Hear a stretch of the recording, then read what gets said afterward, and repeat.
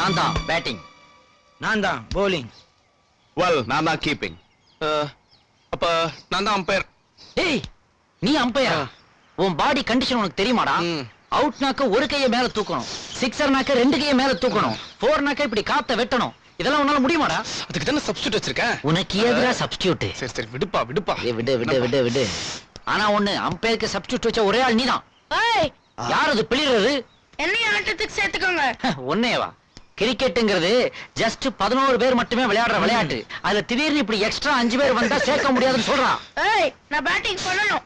பேட்டிங்கா? உன் கையில பேட்ட கொடுத்தா யானை தும்பிக்கையில குச்சியை வச்ச மாதிரி இருக்கும். நல்லா இருக்காது, போடா. என்னடா அது என்ன பார்த்தா டாங்கர? இந்த யானைக்கு மதம் பிடிச்சாலும் பரவாயில்லடா. என்னப்பா சின்ன பையன் குழந்தைங்க வந்து தெய்வம் மாதிரி என்ன நீ? என்னது இது தெய்வமா? என்ன தெய்வம்?